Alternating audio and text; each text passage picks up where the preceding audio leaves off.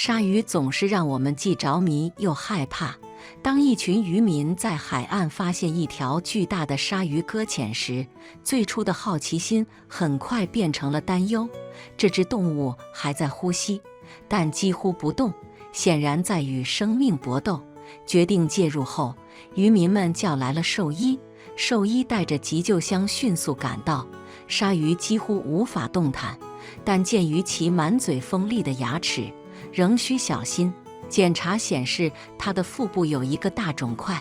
兽医在诊所中面对过类似情况，但始终是在受控环境中。他准备进行切除，紧张气氛弥漫，任何错误都可能是致命的。他切开肿块，在场的每个人都屏住呼吸，直到内容物暴露出来，大家的下巴都掉了下来。这怎么可能？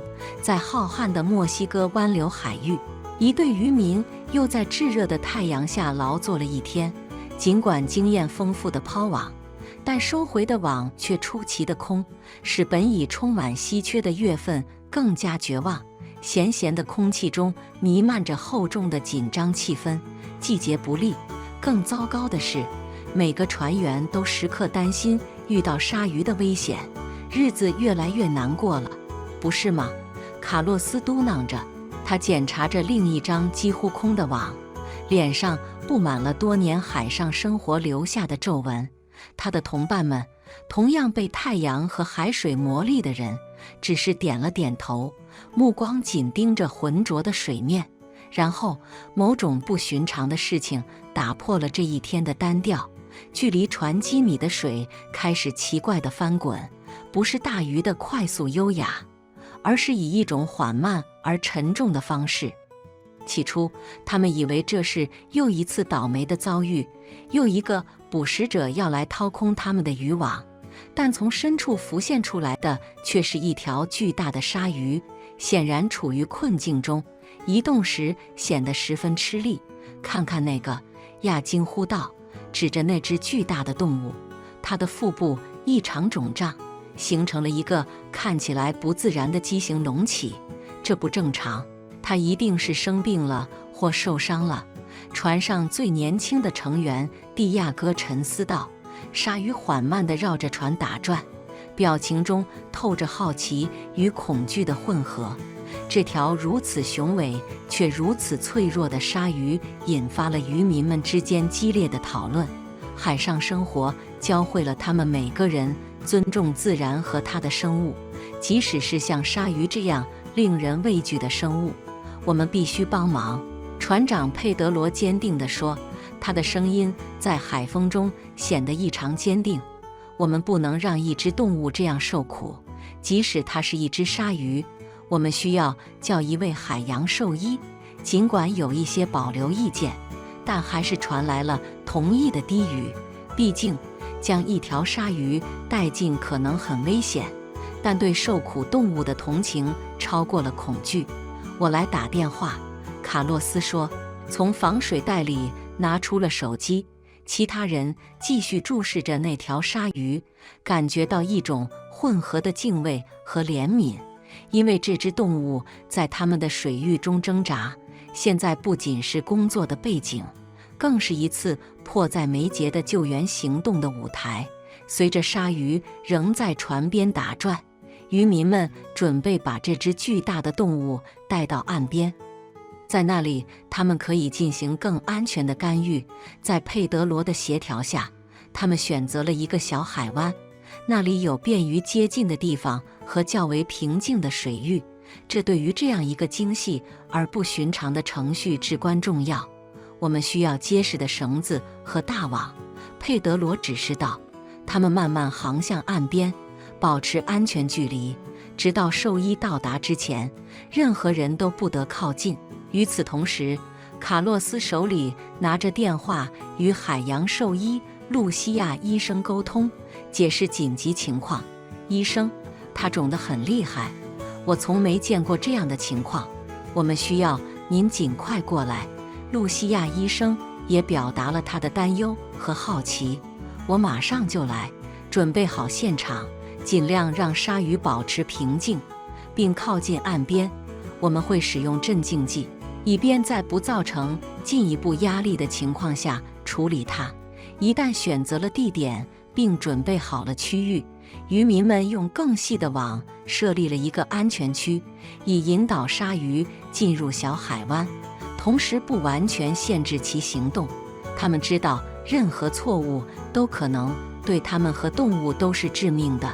露西亚医生带着他的团队和专用设备到达后，受到了一群焦虑但松了一口气的人的欢迎。他迅速评估了情况，指示渔民如何操作。我们先使用轻度镇静剂，他解释道，同时准备好一根末端带有注射器的长杆。我需要你们用船轻轻地把它引导到岸边，动作要缓慢而稳定。渔民们在新的指令下合作，将鲨鱼引导到适当的位置。紧张的沉默只被海浪的声音和露西亚医生的平静指令打破。尽管努力保持平静，鲨鱼仍然表现出压力的迹象。随着每一次移动，它那肿胀的腹部都在令人担忧地摇晃。佩德罗宣布，一切准备就绪。医生，露西亚医生点了点头，坚定地拿着长杆走近。我们开始吧，准备好应对任何紧急情况。渔民们紧握着绳子和网，准备在兽医工作时协助。紧张气氛弥漫，但也燃起了一丝希望，希望他们能拯救这只在广阔的海湾中命运与他们交汇的雄伟生物。随着露西亚医生和他的团队到达现场，程序开始稳定地进行。选择的海滩为处理这只动物提供了相对方便的接近条件，浅水区使操作更加容易。尽管任务本身仍然风险重重且复杂。首先，露西亚医生通过装有注射器的长杆给鲨鱼注射了一种轻度镇静剂。药物对减少鲨鱼的压力和在操作过程中将风险降到最低至关重要。我们等它对镇静剂有反应，他指示道，密切监控着鲨鱼的行为。随着镇静剂开始生效，渔民和医疗团队准备好了手术所需的设备，在沙滩上铺上湿毛毯以保护鲨鱼的皮肤，并不断用海水浇灌这只动物以保持其湿润。经过一段紧张的时刻，鲨鱼开始表现出镇静的迹象，动作减少，使团队能够更安全地工作。露西亚医生使用特制的水下听诊器检查了动物的生命体征，它的心跳稳定，但我们不能拖延。他紧急地看着他的团队说道，在场的所有人都清楚情况的危急，鲨鱼腹部的肿块非常令人担忧，手术干预已成必然。我们需要做一个切口来检查引起肿胀的原因。大家准备好了吗？兽医问道，小心地选择他的手术器械。渔民们在一旁观看，尽可能地提供帮助，拿着设备或把工具递给医疗团队。他们用低语和手势进行交流，尽量保持环境安静，以免打扰到已镇静的鲨鱼。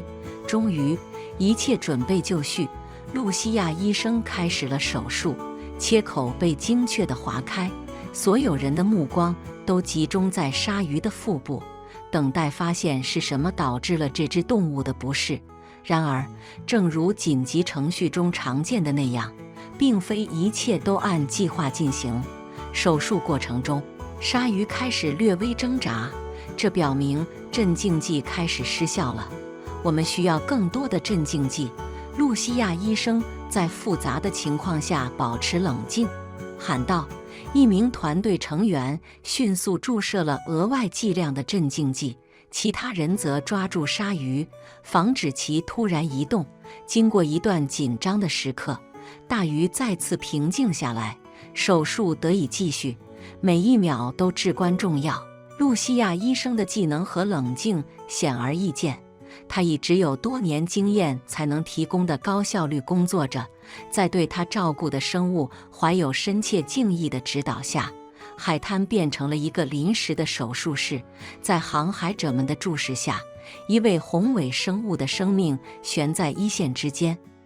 为了拯救这个同样宝贵的非人类生命，他们团结一致。在注射了一剂镇静剂后，露西亚医生带着紧迫感重新开始手术。条件远非理想，脚下是沙滩，耳边是不断拍打的海浪声，但他的专注力丝毫不减。他的手稳健而精确，仔细地扩展切口。他的团队用战略性摆放的灯笼照亮了工作区域。参与这次突如其来的任务的渔民们默默地观察，提供着身体和情感上的支持。他们小心翼翼地握住鲨鱼，尽量让动物保持静止。手术在进行中，我看到一些东西了，露西亚医生宣布。他低声说话，充满了期待的紧张感。